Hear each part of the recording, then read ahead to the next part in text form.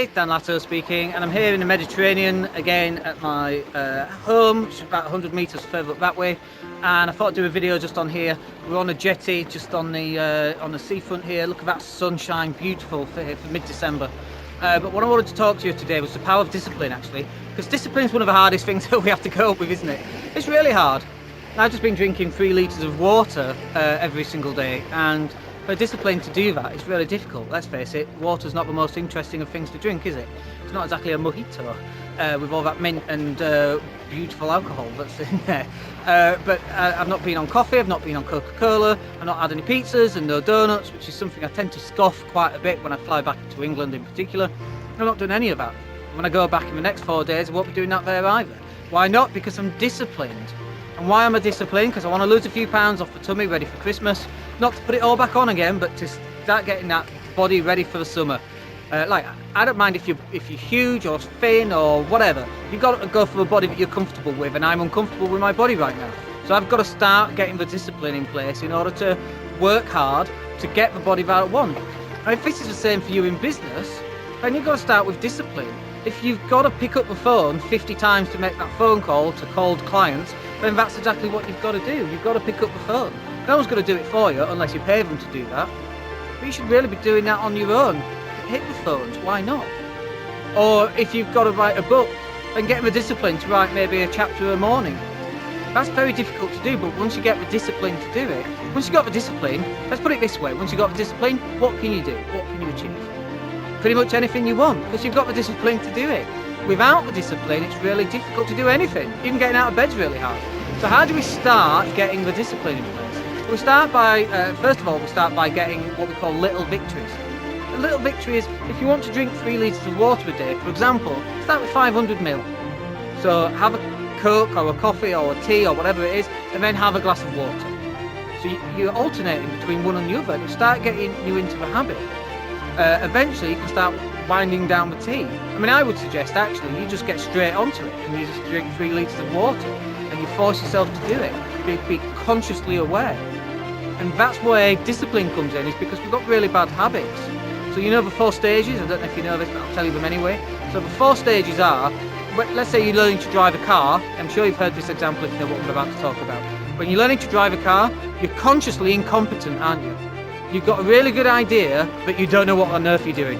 So you're consciously incompetent. For me, learning to drink 3 litres of water a day or to do videos every week, I'm consciously incompetent. I find it really hard. I have to really concentrate on trying to do what I'm trying to do. And when I first started doing videos, I was consciously incompetent. I wasn't very good at them, and I knew I wasn't very good at them. That then moved me on to the second stage after I'd practiced enough. Listen to that word, practice. Practice means that you do it, right? Practice doesn't mean that you think about it. It means that you actually go and do it. So the second stage is, if you remember it, is where you become consciously competent. You now know what to do, but you have to consciously think about it. You have to look at the gear stick if it's using the car. If it's driving the car, you've got to look at the gear stick in order to put it in gear. You know which gear you should be in, but you've got to consciously think about it. And that's the same with the water. I became consciously competent. I became quite good at drinking 2 or 3 litres every single day, but I still had to think about it. The third stage here is where you become unconsciously competent. Now you become unconsciously competent at something and disciplined at something when you've done it enough. Remember, that word practice means that you're actually doing it, not thinking about it, it's not on your to-do list, you're actually doing it. That means that you're now becoming unconsciously competent. Now the problem is stage 4. Stage 4 is where you become unconsciously incompetent. And unconsciously incompetent, if you're driving a car, you're crap and you don't even know it, but everybody else does because of the trail of destruction behind you. And so you've got to stop unconsciously competent. So, but you want to do that through the discipline, and you've got to get through stage 1, then stage 2, then stage 3. And most people, they were not prepared to take those steps because stage 1's really hard. But once you get past stage 1, stage 2 becomes a bit easier, and then stage 3 becomes even easier because you're doing it on a daily basis.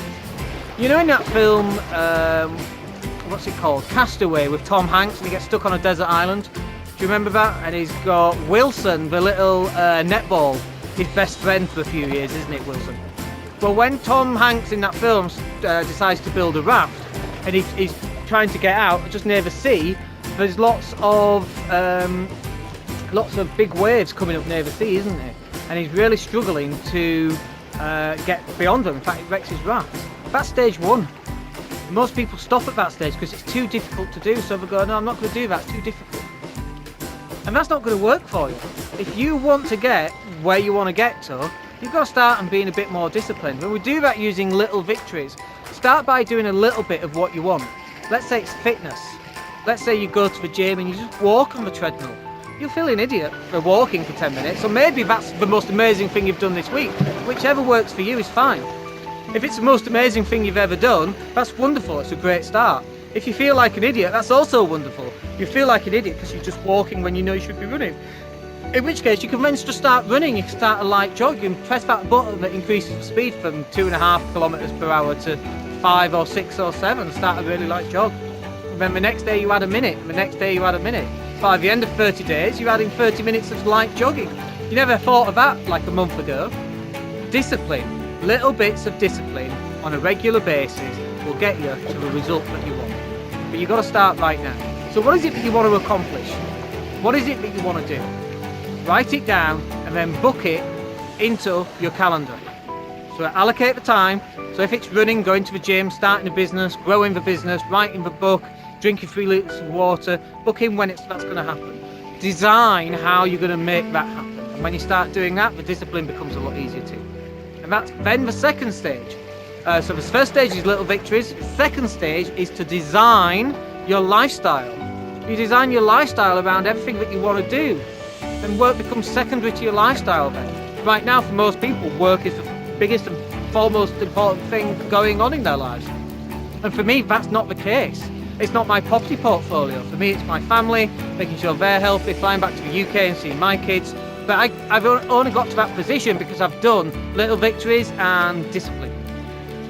It's absolutely got to be done. Alright, so listen, I hope you enjoyed this video, just a short one today, but I want to get some feedback off you guys. What do you like, what do you not like?